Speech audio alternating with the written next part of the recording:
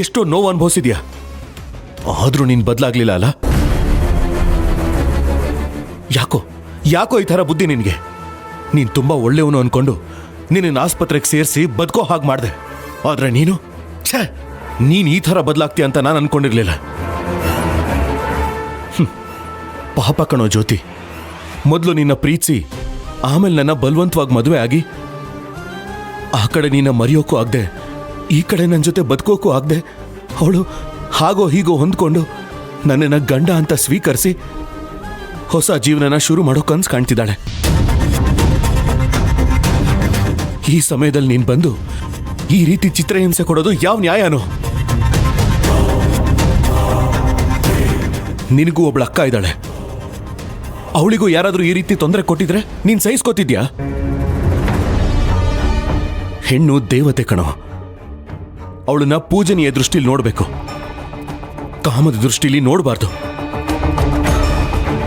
ಅಂಥ ದೇವತೆನ ದೇವರು ಪ್ರತಿಯೊಬ್ಬರ ಜೀವನದಲ್ಲೂ ಕೊಟ್ಟಿರ್ತಾನೆ. ನಿನ್ನವಳು ಅಂತ ಎಲ್ಲೋ ಒಂದ್ ಕಡೆ ಇರ್ತಾಳೆ. ಇವತ್ತಲ್ಲ ನಾಳೆ ಅವಳು ನಿನಗೆ ಸಿಗ್ತಾಳೆ. ಅಲ್ಲಿವರೆಗೂ ತಾಳ್ಮೆಯಿಂದ ಕಾಯಿ, ಎಲ್ಲ ಒಳ್ಳೇದಾಗತ್ತೆ. ನೋಡು, ಆಗಿದ್ದಾಗೋಯ್ತು. ಈಗಲೂ ನಾನು ನಿನಗೆ ಕ್ಷಮಿಸ್ಬಿಡ್ತೀನಿ. ನೋಡು, ಅದೇನೋ ವಿಡಿಯೋ ಫೋಟೋ ಅಂತ ಹೇಳ್ತಿದ್ಯಲ್ಲ, ಅದೇನಾದ್ರೂ ಈಗಲೂ ಇದ್ರೆ ನನಗೆ ಕೊಟ್ಬಿಡು. ಮೊದಲು ನೀನು ಈ ಊರು ಬಿಟ್ಟು ಹೊರಟೋಗ್ಬಿಡು ಅಂತ ಹೇಳ್ದೆ. ಏಯ್, ಮಾತಾಡೋ ಅಂತ ಹೇಳಿದ್ರೆ ಸುಮ್ಮನೆ ಕೂತಿದ್ಯಲ್ಲ, ಮಾತಾಡೋ. ಏಯ್, ಮಾತಾಡೋ.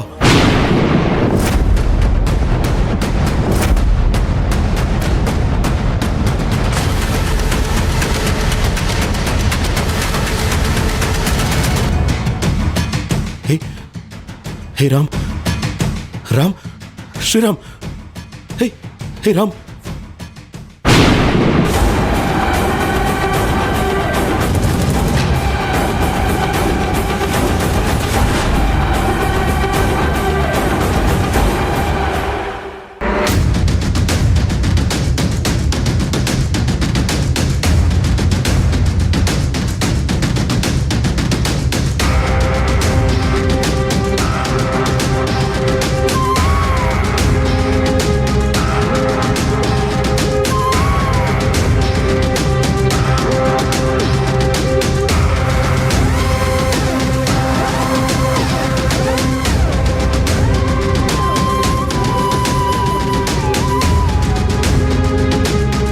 ನೀನು ಒಂದು ದಿನ ನನಗೆ ಹೆಂಡತಿಯಾಗಿರಬೇಕು.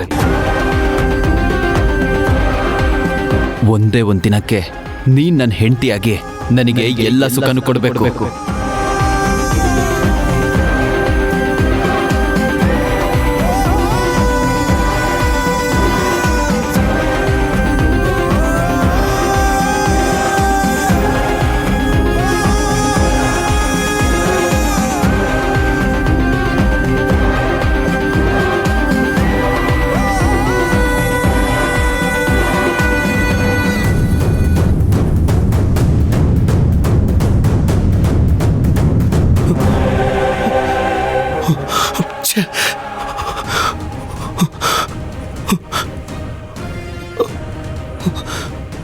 ಅಯ್ಯೋ,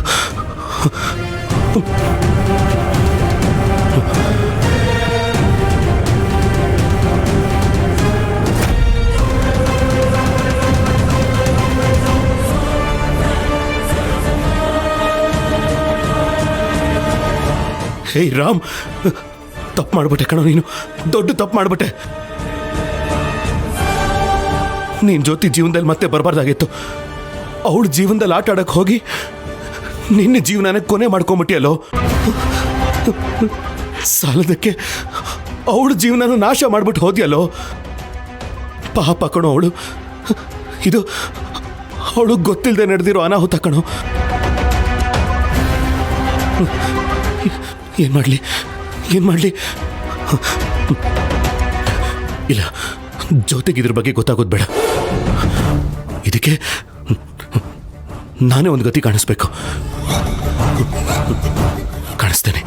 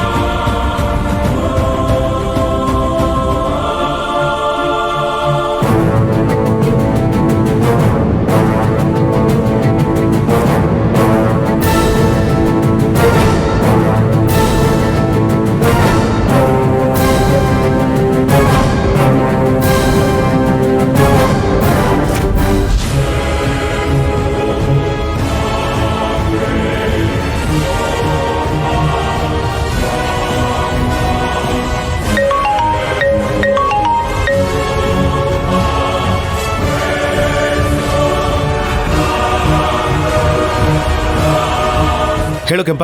ಹಲೋ ಶಿವಣ್ಣ, ಇನ್ನು ಎಲ್ಲಪ್ಪ ಇದೆಯಾ? ತಂಗಿಗಿಂತ ದೊಡ್ಡದು ಯಾವುದು ಇಲ್ಲ ಅಂತೀಯಾ? ಇವತ್ತು ನಮ್ಮ ತುಳಸೋ ಪ್ರಮಾಣ ವಚನ ಸ್ವೀಕರಿಸ್ತಾವಳೆ ಅಂತ ದೊಡ್ಡ ಕೆಲಸ ಏನಪ್ಪ ಆಯ್ತಾ ನಿಂಗೆ? ಎಲ್ಲಪ್ಪ ಇದೆಯಾ ಹೇಳಪ್ಪ ನೀನು. ಬಂದೆ ಕಣ, ಇನ್ನೇನು ಕೆಲಸ ಮುಗೀತು, ಬೇಗ ಬರ್ತೀನಿ, ನೀವು ಅಲ್ಲೇ ಇರಿ. ಹಾಂ ಸರಿ ಸರಿ, ಬೇಗ ಬಾ. ಹಾಂ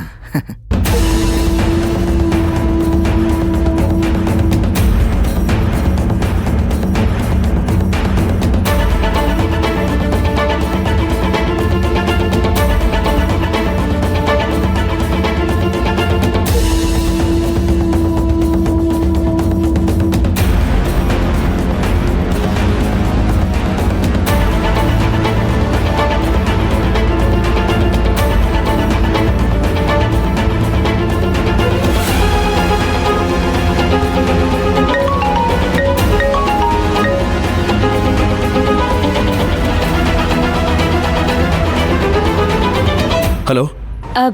ಹಲೋ ಮಾವ, ಎಲ್ಲಿದ್ದೀರಾ? ಪ್ರಮಾಣ ವಚನಕ್ಕೆ ಹೋಗಕ್ಕೆ ಲೇಟ್ ಆಗ್ತಾ ಇದೆ. ಬರ್ತಾ ಇದ್ದೀನಿ. ಬೇಗ ಬನ್ನಿ ಮಾವ. ಪಾಪ ತುಳಸಿ ನಿಮ್ಗೋಸ್ಕರ ಕಾಯ್ತಾ ಇರ್ತಾಳೆ ಅಲ್ವಾ? ಬರ್ತೀನಿ ಜ್ಯೋತಿ. ಮಾವ, ಯಾಕೊಂದರ ಇದ್ದೀರಾ?